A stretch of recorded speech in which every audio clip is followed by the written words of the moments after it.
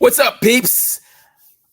In this live video, I'm going to be talking about pillar number 4 of the 5 power pillars of freedom. So, if you don't know me, my name is Calvin Gohard Richard. I am a peak performance coach for Christian businessmen, guys who need to move from mediocre to mastery, from good to greatness, whatever it is that God has called them to do it at a high level, to find that potential and reach that through their purpose, through their callings, their gifts, their talents, and whatnot. So that's what I'm here for, and I just want to bring this to you guys here. Day number 4, if you guys have been tuning in, I'm playing around this week, playing around with some software. Some of you guys may know StreamYard, just because it goes in different places. So I'm just playing around with it, getting to know it. And like I said, I'm decent at this. I'm going to get good, and I'm going to get gooder after that. Yeah, I make up words, so just deal with it. You'll be all right, okay? So I think if you want to have comments and whatnot, if you give StreamYard permission for you to put your comments in, I can see them from here, and I can answer questions and whatever it is that you got going on. I'd love to interact with you guys. So anyhow, let's just got to do a little bit of review here.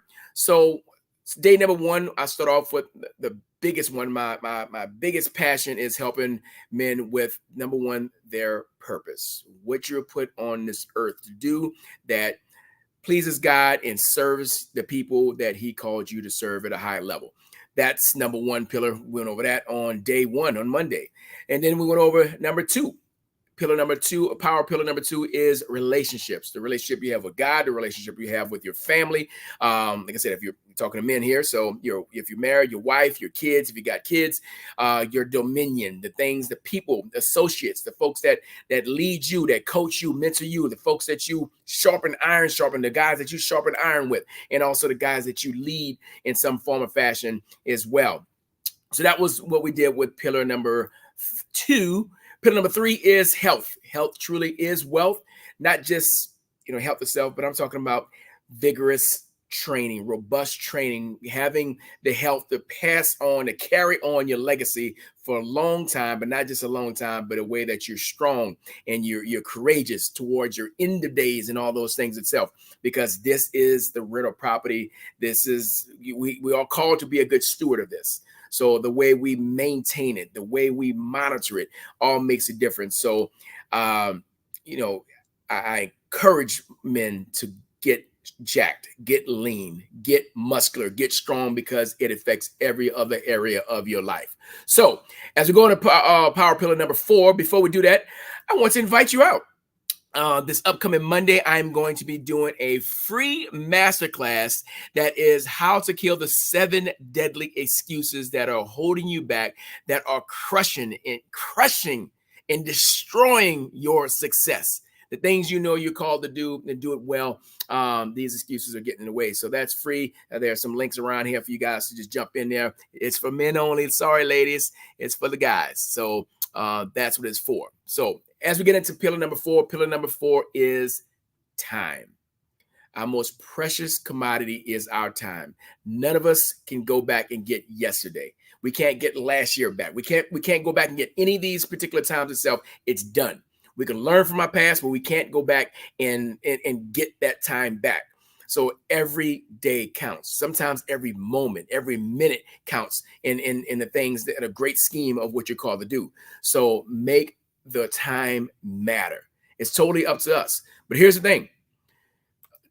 We have a perception. Okay, according to a recent Gallup poll, 48% of men say they do not have enough time to do what they want to do. This is perception. Is this really reality? Our perception is our reality. If we believe it to be, I don't have the time because that's the story we're telling, then that's exactly the life we're going to live.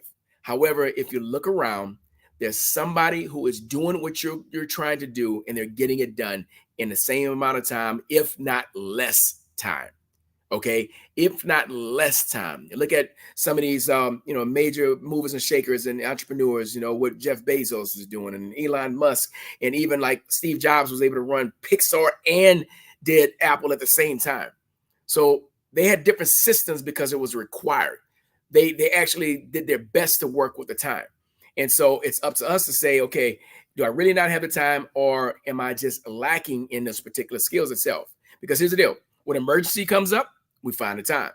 When deadlines come up, we find the time. We'll cram in the time, we'll do whatever's necessary, but when those things up. So if it's important enough, you're going to find a way. If it's not important enough, you'll make an excuse. That's the bottom line. You're going to make excuses and, oh, I don't have this and I don't have that. And yeah, you might have a lot on your plate, but is it that you can't prioritize those things? Folks with a lot of plate, there's a saying that if you want something done, give it to a busy person because they're already used to doing it. So there's a part of it where you have to get busy in the business of what you're called to do. Okay. Not just making an excuse and walking in it. Well, and even when, here's the thing, there are times when you can say like, I just don't have the time, and everybody understands it because you have whatever it is in front of you. You might be a single father. You may be working 2 jobs. You may be doing a lot of different things. Your commute is long, whatever it may be, but you can't let the excuses dictate your life. Okay. Because we know if it's emergency, like I said, a deadline or something, we're going to get it done. Because here's the thing, we got to get to what the core of it is. Most men do not lack time. They lack focus, structure, and they have improper management of energy, effort, and attention. You hear about some guys, oh, squirrel is catching them this way, or, shiny objects. I can easily get dissuaded by all the things, get confused and get out. So I call it shiny squirrel syndrome. Okay, that's extreme for those who love information, or love to learn. It's easy to get distracted. There's always things coming out there that can distract you from what you're going to be doing right now. In this season, what's the priorities? What is something that is non-negotiable? When you raise something from being important to a priority to being non-negotiable. When it's a non-negotiable, it's like you're not letting it fall to the wayside. It's something I'm going to be serious about. Okay, that's something I'm really going to fall in line with. Okay, so they're like priorities, productivity, and also the right push. You can say pressure, the right push to move forward. So sometimes we got to give ourselves enough pressure. That might be accountability.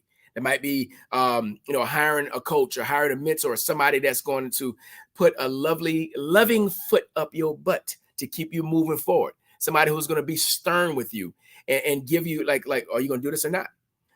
When I first launched Lionheart back in 2020, now I'd already been working with men for years prior to that, but Lionheart was on my heart to launch. And my wife and I were talking about it and going back and forth. And I got ideas and we came up with the name, we came up with this, just creating it. But I was just kind of still thinking about it and getting ready to get ready. And she stopped and said, are you going to just keep talking about this or are you going to do it? And I was like, how dare you challenge me that way? But I needed that. I needed her to say, are you going to do this or you keep talking about it? And so that following weekend, it was like in the middle of the week, that following weekend, I got a hotel room for the weekend.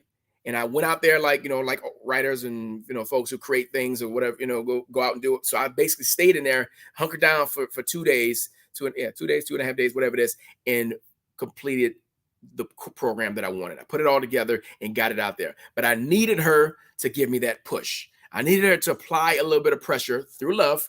It was necessary. I needed that accountability to make it happen. So sometimes it's that you got to recruit some assistance to get you moving towards a goal. Okay. So here's the thing. As time goes, as we get to a certain age, some of us will have an opportunity to be on our deathbed and to reflect back. Some of us may not have that opportunity, but as time goes on, we will, we can look back. I always say minimize regrets. You're going to have some regrets. Okay. That's just it's a part of life, but minimize them by seeking adventure instead of safety, going for it instead of saying, I'm just going to kind of let things play out and whatever it may be. We got to say, I'm going to go after it. I'm going to go hard with this life. I'm going to live it to the fullest. I want to die on empty. I live a life poured out, like exhausted. Every single drop of my gifts and talents and callings, I want to be done with by the time I leave this earth. That means I have to be somewhat aggressive towards my goals. I have to think bigger. I have to have it, BHAG, big, hairy, audacious goals. I have to have those because the more I pursue the larger goals, the bigger impact I have for the kingdom of God, the bigger impact I'm going to have for the people I'm called to serve. So I've got to think outside of the box. I got to think outside of the norm because I don't want to have regrets. I'm going to read these regrets. You probably have heard them before, but it's important to pay attention to it now. Many of us, we live this reactive life instead of this proactive life, staying ahead of the curve, staying ahead of what's going on. And so here are the 5 regrets of the dying. Number 1, I wish I'd had the courage to live a life true to myself, not the life others expected of me. If you do not choose, if you not decide to live a life by design on your terms, you will live a life by default because you will be assigned a destiny. You'll be assigned your work. You'll be assigned hobbies and all these things by society, by friends, whatever it is. We just got finished talking with some of my friends, some of my clients at my studio about my friends don't understand, my family and my friends don't understand why I work out so much. And she said, but I feel better. I need this. But not everybody understands that, because also when you're doing great things and you're doing things that are improving your life, you're shining a light on their darkness. You're shining a light on their imperfections. Okay. And people don't like to be exposed. So they'd rather pull you down with that crab mentality and pull you down to their level so you don't they don't feel so bad about themselves. So live a life according to what I wanted to do, true to myself, not according to what other people, family, friends, unfortunately, sometimes teachers, whoever may be, maybe projecting their own fears, insecurities, all those things on you. Okay. Number 2, I wish I hadn't worked so hard. And I've been a good bit of funerals. I haven't heard anybody say, man, he sure did work some overtime. Man, that man could work hard. Oh man, the overtime he had. And oh man, he was a hard worker. I mean, there's a part of it, understanding the essence of hard work, but work so hard. The hustle and grind mentality. I'm going to put in the extra hours. I'm going to do so much. And then later on down the line, I'm going to enjoy the fruit of my labor. You got to choose to have the joy in the journey, not at the end of the journey, because some of us don't make it to the end of the journey. So it's a part of that coram deo, that life right now, that carpe diem, seize the day. Also, it's memento mori. If you ever heard that term, memento mori means I am going to die. Because I'm going to die, I'm aware of this. I'm going to live full out now. I'm going to live full out now with a sense of urgency, because I don't want to have those regrets because of the things that really didn't matter as much as I thought. Number 3, I wish I'd had the courage to express my feelings. There's a saying, a Bible verse that says, "Hope deferred makes one sick." So I have hope, but I have hope and I have an idea to do something, but it's deferred by society, whatever, my own fears, my own excuses, my own limiting beliefs, whatever it may be, and I don't express myself, my feelings. I didn't get a chance. Somebody said something to me, and I kept it to myself. Something I wanted to say, I wanted to take a stand on something, but I was too scared to do so. I need to be able to express my feelings. And guess what? Sometimes there's consequences. Sometimes not everybody wants to hear that, but you got to be able to express that, because it festers, it grows, it sits inside of you, and it decays the hope that you have. So you have to be careful when it comes down to not expressing your feelings. Now, of course, not overly doing it and just like, I got to be all emotion in my feelings. Nah, I got to be real with my emotions though. I got to be real with my feelings. Like, dog, I'm offended, man. You hurt me by what you said. I got to be able to confront that individual. I got to confront that dude because he did something in a way that I didn't like. I got to be able to do it, not in a disrespectful way, but I got to bring that thing up, or else it's going to continue to sit in my spirit. Okay. Number 4, I wish I had stayed in touch with my friends. Some folks, we go different ways. Some folks we'll never see after high school, college, whatever it may be. But there's some folks that are ride or dies. Some folks that we still connect with on a deep level. And some folks, guys, as men, we differ from ladies. We can go months, years, whatever it is, and ain't rap with each other. And all of a sudden, something come up. We go, what's up? Everything's Trump tight. Everything's cool. We can link up and no problems. No love lost. We know, hey, you living your life, I'm living my life. We can come together. You know what I'm saying? But to stay in touch with my friends, my true friends. I'm saying? I'm blessed to be able to have conversations. Sometimes, there's a blessing in having social media. We can be able to interact a little bit better than, before technology. So there's some ways we can stay connected, even if it's not in person. So I'm grateful for that, to be able to lock in with the right guys. And number 5 of the 5 regrets of the dying is, I wish I had let myself be happier. I would like to go even further. Instead of just happy, that I let myself be joyful. In the ups and the downs, I still chose joy. I chose to bring the joy, even in the tests, the trials, the triumphs, all the tragedies that come about. I still choose joy. I choose happiness. I allow myself to be happy. I allow myself to be joyful. I don't suppress that and wait. Well, over here, they talk about the pursuit of happiness. There's no pursuit. It's a choice right now. The choice to be happy and to be joyful is right now. Not when I make this money, when I get this position, when I get this authority, when I have. That's later down the line. That's not as important as right now. We're not promised tomorrow. That's what we're talking about. Time.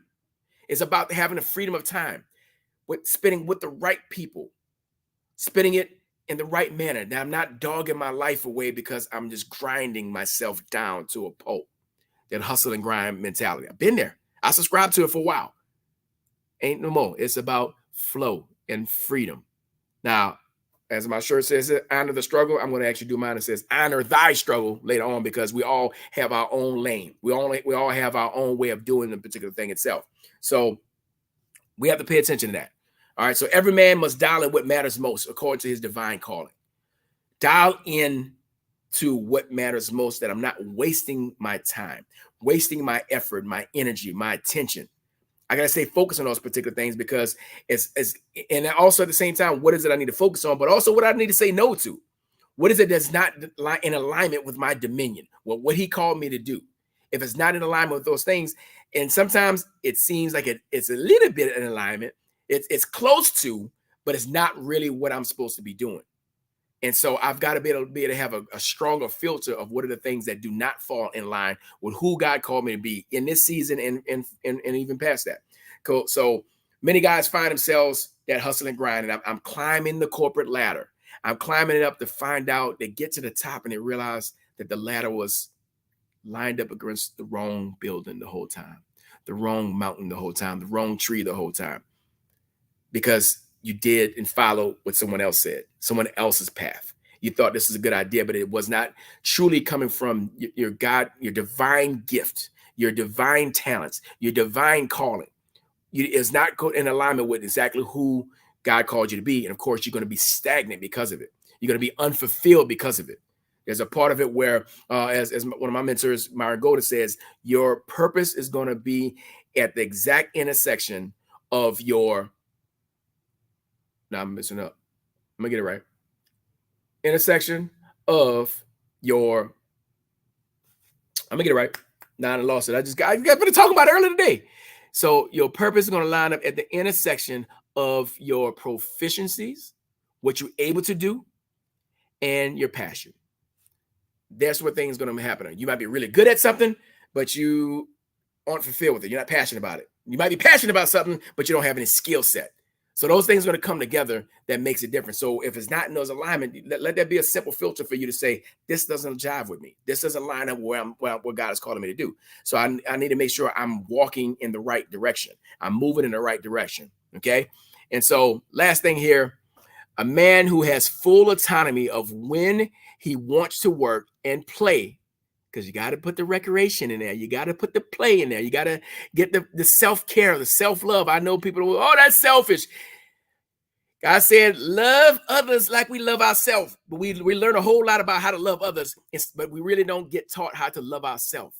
It is understanding our worth in him, understanding our identity in Christ. And so we want to be able to say that I can do that. I can work and play without being restricted by a schedule as a liberated man, a free man.